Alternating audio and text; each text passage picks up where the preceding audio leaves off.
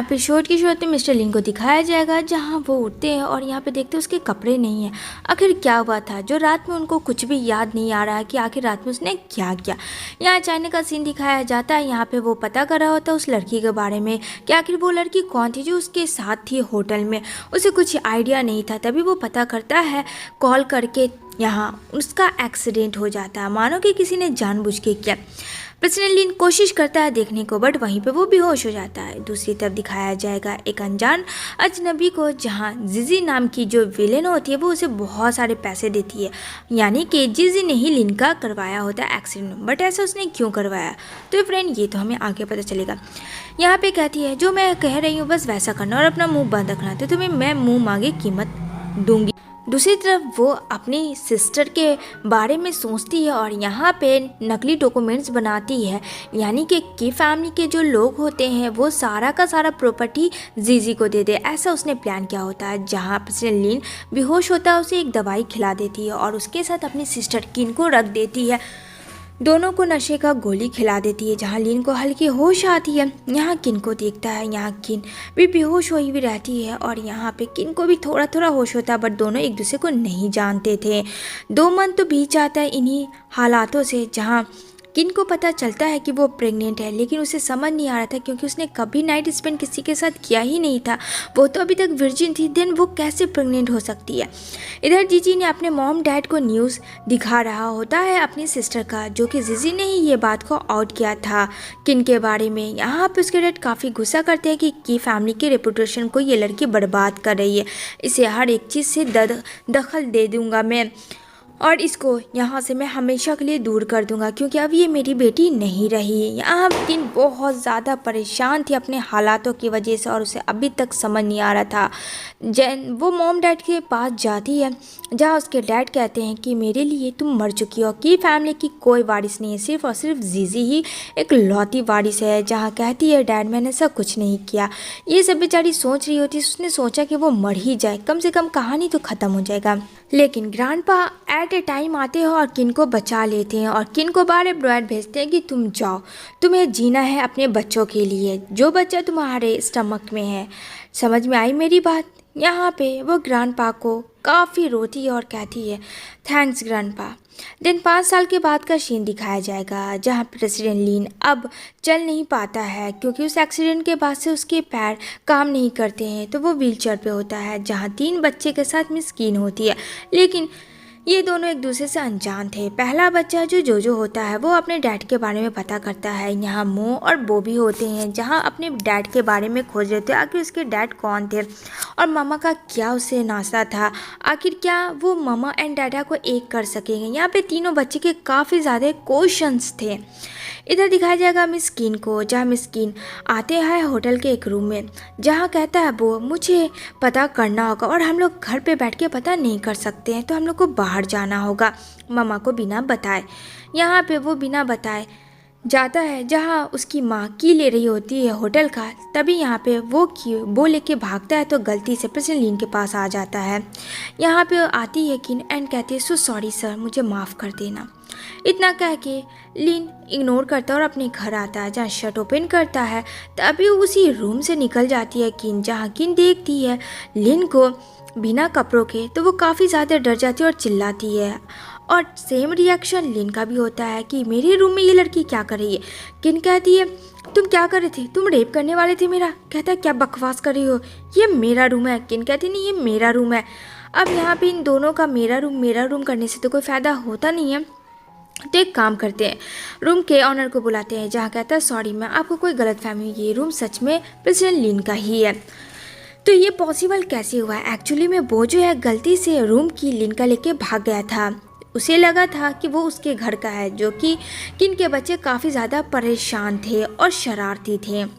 तभी किन जैसे ही जाती है बाहर, तो यहाँ पे उसकी मॉम आके उसे मारती है और कहती है कि तुम साइन करो दस्तखत पे। रीज़न ये था फ्रेंड कि किन की जो है शादी हो चुकी थी मिस्टर लियान के साथ और उसके डैड जानबूझ के साइन करवाते हैं डिवोर्स पेपर पे। जो ये बात अभी तक छिपा हुआ था अब जाके सामने आया है 5 सालों के बाद, जहाँ किन बोलती है मैं साइन नहीं करूँ, क्योंकि लियान को वो लाइक करती थी। लेकिन जब ग्रैंडमा आते हैं तो यहाँ पे कहते हैं ग्रैंडपा कि एक काम करो बेटा, तुम साइन कर दो। और यहाँ पे वो अपने ग्रैंडपा की बात मान लेती है और यहाँ पे वो साइन कर देती है उस दस्तखत पे और कहती है अब तो आज़ादी मिल गई ना आप लोगों को। अब यहाँ पे लियान के साथ उसकी सिस्टर जीजी होती है जो कि उसके साथ एंटीमेट थी। यहाँ पे लियान कम तेज़ नहीं था, वो जीजी से इसलिए शादी कर रहा था क्योंकि उसके डैड तो उसे बेदखल करती हैं, तो जीजी की जो प्रॉपर्टी होगी वो लियान ले लेगा, ये उसके दिमाग में चल रही थी।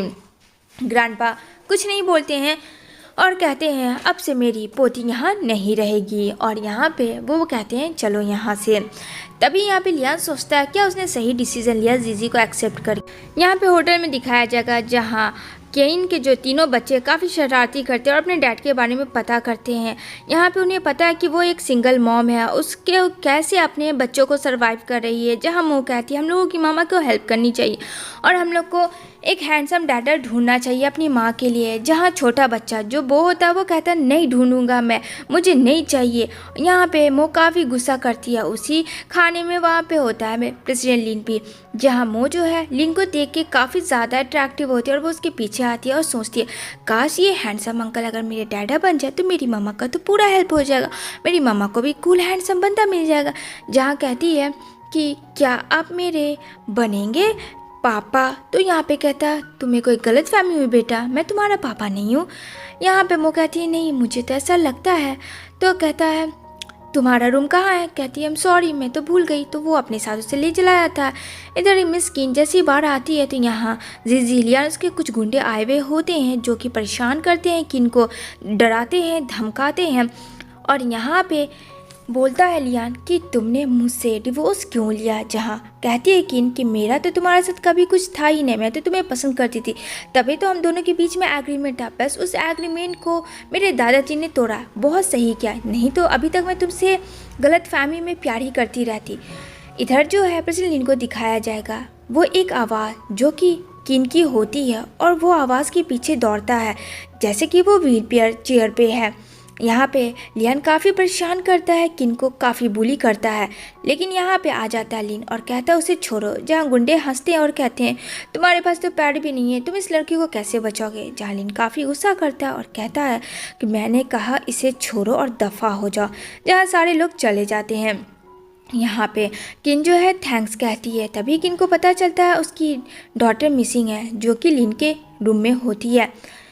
यहाँ पे कहता है ये तुम्हारी बेटी है, यानी तुम लोग एक स्पाई हो, क्या जासूसी कर रही थे मेरे बारे में, जल्दी बताना।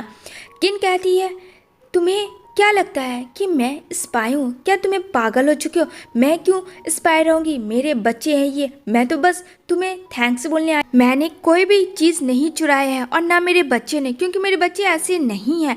जहाँ पे उसका असिस्टेंट कहता है मुझे आपकी चेकिंग लेनी पड़ेगी, क्या सच में आप वाकई में बाहर से आई है। तभी यहाँ पे मो कहती है अंकल मेरा पीछा आपके आने का वो मतलब नहीं था, हम तीनों भाई बहन अकेले रहते हैं, हमारा कोई डैड नहीं है, मुझे लगा था कि आप मेरे डैड बनोगे और हम लोग कोई स्पाई नहीं है, हम लोग कोई चोर नहीं है और मेरी मामा झूठ नहीं बोल रही है। तभी यहाँ पे किन जो है पासपोर्ट दे देती है और कहती है ये मेरे पास प्रूफ है, इससे ज़्यादा मेरे पास कोई प्रूफ नहीं है। जहाँ पे लिन का असिस्टेंट देखता और कहता है हाँ ये लड़की सही कह रही है। लिन कहता है ठीक है इस बार मैं माफ़ करता हूँ, आगे से ध्यान रखना, कभी तुम मेरे सामने मत आना।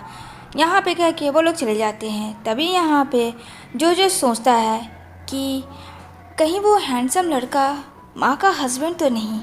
यहाँ पे वो बोलती है तुम लोग अगर फिर से बदमाशी किए तो देख लेना, और जो तुम बहुत बड़े हो तो तुम अपने भाई और बहन क्या नहीं कर सकते हो, हाँ उसे इस तरीके से छोड़ लेते हो और उसके भी प्लान में तुम शामिल हो जाते हो। जहाँ वो कहती है मामा हम तो बस हैंडसम डैड ढूंढ रहे थे, मुझे क्या पता था कि ये सब सियप्पा हो जाएगा। जहाँ किन कहती है आगे से कोई भी शरारती मत करना। प्रेसिडेंट लिन काफ़ी परेशान होता है क्योंकि बाहर से एक डॉक्टर आ रही थी प्रेसिडेंट लिन के लिए जो कि अभी तक आई नहीं थी। यहाँ पे कहता अपने असिस्टेंट को कि पता करो वो अभी तक आई क्यों नहीं। तभी उसे पता चलता है फ्रेंड कि वो जो डॉक्टर थी वो कोई और नहीं मिस किन ही थी जो स्पेशलिस्ट है पैरों की, वही ठीक कर सकती है लिन को। अब यहाँ पे लिन और किन में तो बहुत बड़ा सियप्पा हुआ हुआ। यहाँ पे लिन कहता है जल्दी जाओ वो होटल में ही होगी, ढूंढो उसे और बुला के लाओ। यहाँ पे कहता हाँ बॉस वही लड़की है जो आपको ठीक कर सकती है। लेकिन यहाँ पे वो तो अपने बच्चों के साथ निकल चुकी थी उस होटल को छोड़ के। यहाँ पे जो जो अपनी माँ को बारे में सोच रहा था, क्या सच में लिन ही उसके डैड हैं उन लोगों के, ये सब बहुत परेशान कर रहा था जोजो को। यहाँ पे किन कहती है नो शरारती, कोई भी शरारत नहीं करेगा और सब लोग अपने अपने वर्क कंप्लीट करो और तुम लोगों का जल्द से जल्द मैं स्कूल में एडमिशन करवाऊंगी। देन यहाँ पे प्रेसिडेंट लिन खोजते हुए आ जाता है उसका असिस्टेंट किन को। यहाँ पे कहती है तुम यहाँ क्या कर रहे हो, चलो दफ़ा हो जाओ, तुम्हारे बॉस ने तो यही कहा था मुझे। जहाँ वो रिक्वेस्ट करता है कि लिन को हेल्प करे, उसके पैरों को वो वही ठीक कर सकती है। जहाँ मो कहती है मामा क्यों गुस्सा हो, माफ़ भी कर दो हैंडसम अंकल को, प्लीज़ मामा ठीक कर दो ना उसे, क्या हो जाएगा।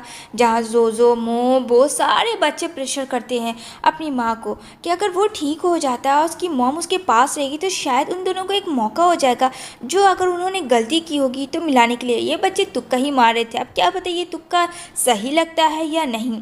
जहाँ कहती ठीक है मैं करूँगी बट अपने बच्चों के लिए, लेकिन यहाँ पे से लिन को कह देना जो मैं बोलूँगी उसे करना होगा।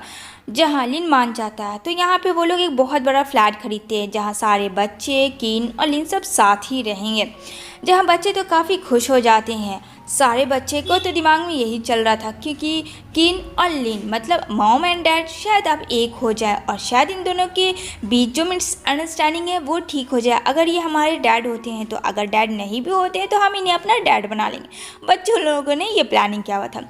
यहाँ पे बोलता है वो मम्मा ये बहुत हैंडसम अंकल है, प्लीज़ गुस्सा मत करना, थोड़ा गुस्से को कंट्रोल करना, इन्हें छोड़ना मत। जहाँ कहती है कि अच्छा तो तुम्हें बहुत ज़्यादा बड़े नहीं हो गए हो वो तुम, कहता अच्छा सॉरी मामा। एंड देन वो खाना बनाने जाती जहाँ तीनों बच्चे हेलो करते हैं प्रेसिडेंट लिन को और कहते हैं हैंडसम अंकल वैसे मैं अपना अपना नाम बता देता हूँ, मैं हूँ जोजो, ये मेरी सिस्टर मो और ये मेरा छोटा भाई बो।